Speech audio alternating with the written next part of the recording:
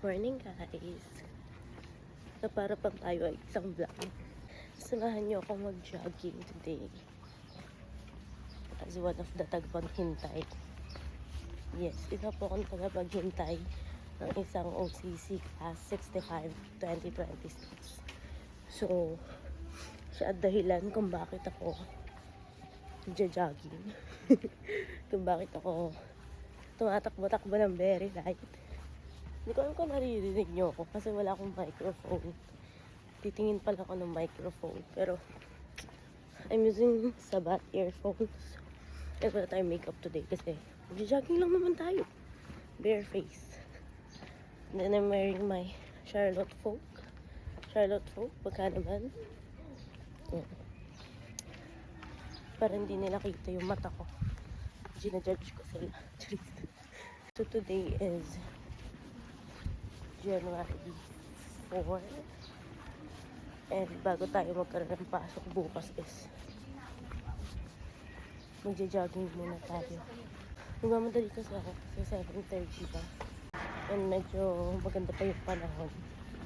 Kasi malamig pero naaraw. May 7-Eleven na dito sa amin. Inatakbo doon. Eh, hindi ko kaya yun. Tamang walking lang tayo. Hindi naman talaga ako natakbo. Eme-eme lang yung takbo.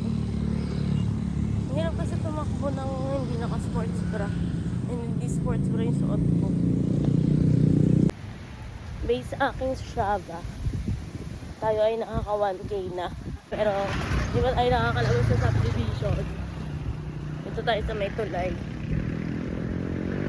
May tulay ng Tanawan at Santo Tomas. We're walking at the opposite direction of the road para kita tayo ng mga drivers and kita nila yung kagandahan. Charis, joke lang. Pabalik na sa kuya. Sana all.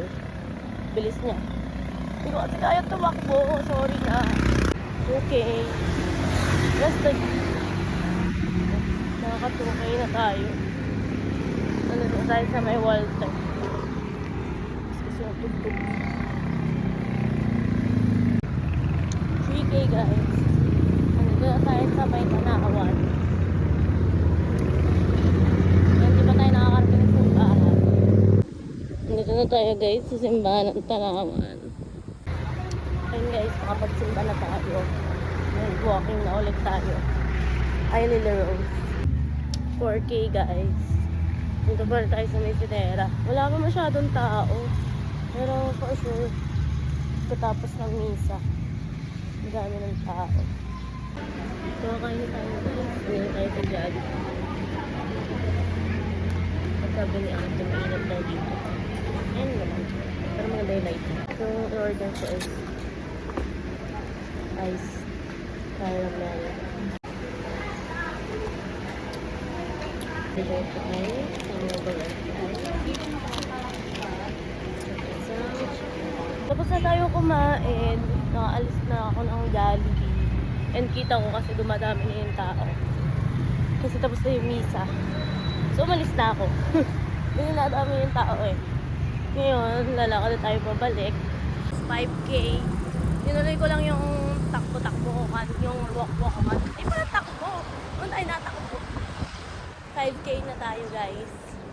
Yan, nandito na tayo sa my faith.